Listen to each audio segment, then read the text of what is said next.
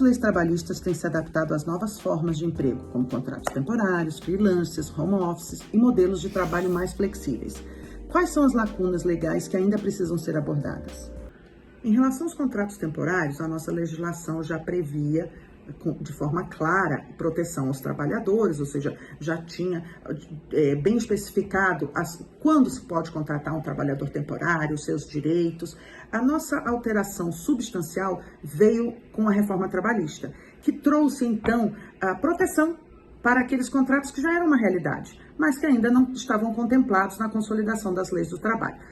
O primeiro exemplo é o trabalho home office, que já estávamos há muito tempo tendo trabalhadores que estavam realizando atividades em home office, ou seja, em suas residências, ou até mesmo em outros locais, mas que não tínhamos, então, de forma específica essa proteção, e a reforma trabalhista trouxe isso bem claro.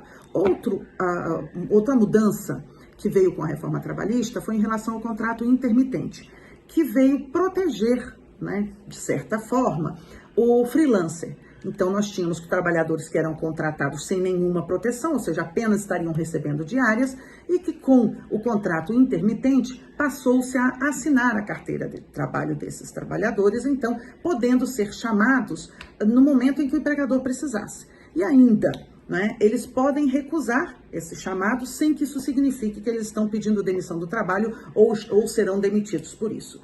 De qualquer forma, ainda temos muitos avanços a serem alcançados, uma vez que até mesmo em relação a esse contrato intermitente, nós vemos que existem desvantagens para o trabalhador.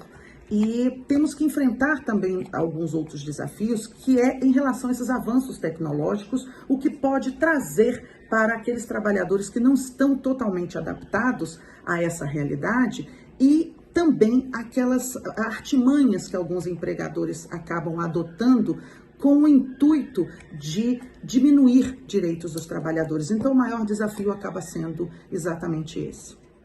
Em sua opinião, qual é o papel do sistema judicial na promoção de um equilíbrio entre a eficiência do mercado de trabalho e a proteção efetiva dos direitos dos trabalhadores, especialmente em meio às mudanças rápidas e tecnológicas? Bem, o papel do judiciário é essencial, uma vez que as mudanças tecnológicas, elas excluem trabalhadores. Isso é fato, não é?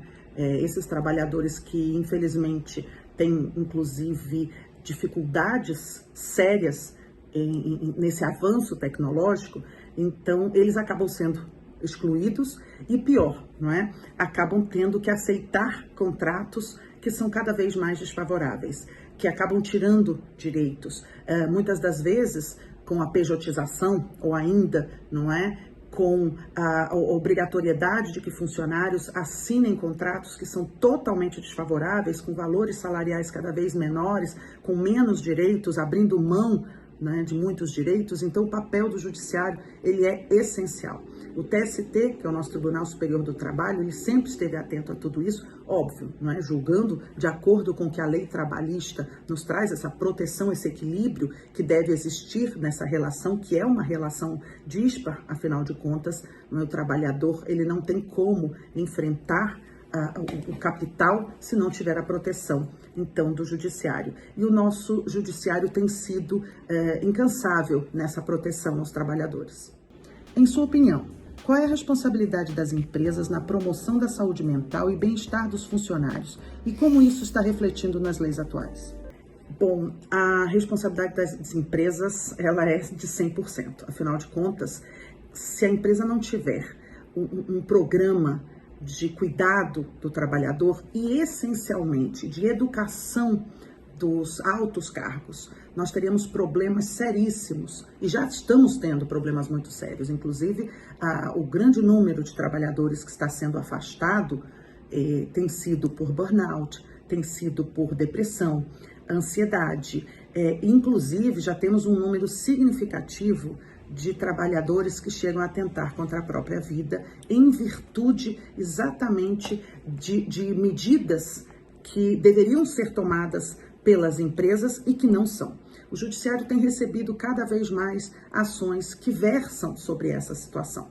Hoje, o que nós temos, na verdade, seria, então, esse dano moral, o que a CLT chama de um dano extrapatrimonial, nos casos em que o empregador, ele extrapola o seu poder diretivo, ou seja, ao não cuidar da saúde do seu trabalhador, de que forma? Ao possuir chefes que acabam tratando com desrespeito o trabalhador, de forma a inclusive intimidar esse trabalhador, trazendo um terror psicológico tão forte que adoece esse trabalhador. Então, o papel da empresa, ele é essencial. Não basta só o judiciário penalizar, porque depois que a situação ocorreu, ou seja, depois de adoecer os trabalhadores, a penalidade, óbvio, ela tem que vir, né, porque ela é educativa, porém isso já não tem mais efetividade, porque você já adoeceu, e você não adoece apenas um trabalhador, você adoece a família dele toda, e com tudo isso a sociedade, ela acaba doente. Então, é essencial que as empresas se conscientizem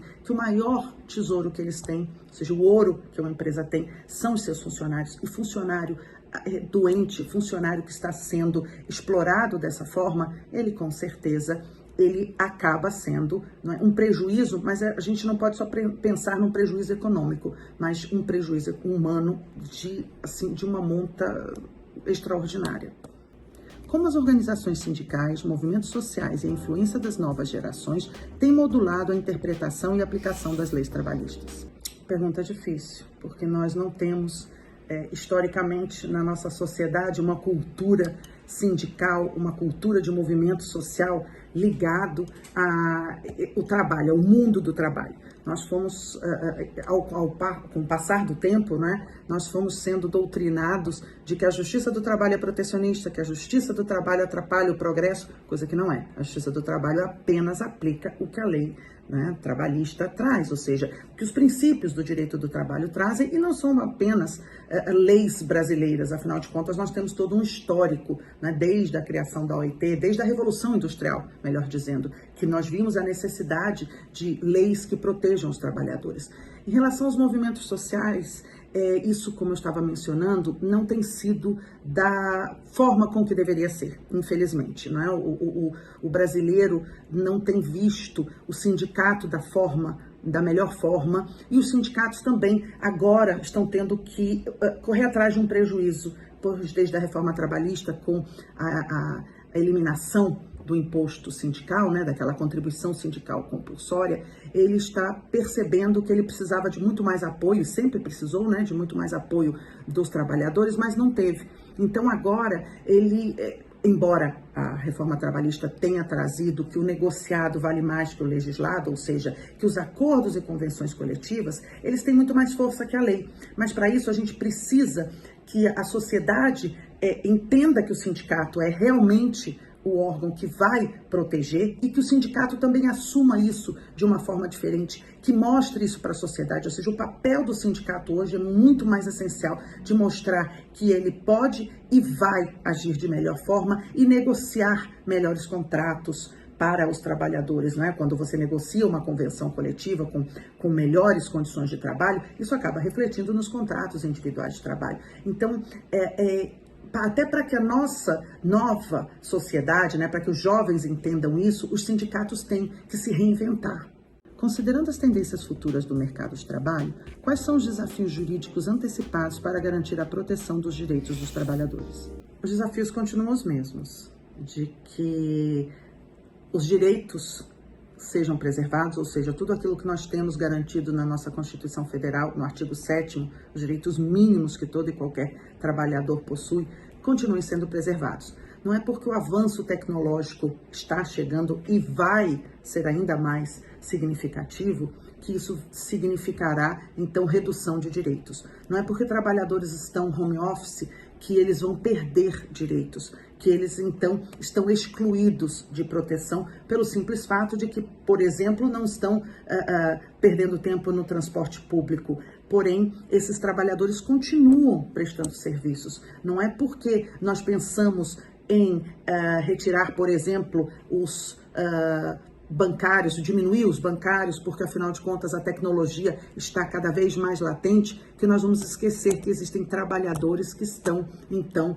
precisando de proteção, que estão prestes, de repente, a se aposentar, ou que esses trabalhadores criaram toda uma expectativa, uma carreira, em virtude de muitas das vezes até de uma prova que fizeram em relação a esse setor, escolheram esse setor, estudaram para isso. Então, os desafios são esses, de mostrar para a sociedade que direitos existem e esses direitos têm que ser preservados e aconteça o que acontecer em relação aos avanços tecnológicos, esses trabalhadores têm que continuar sendo protegidos.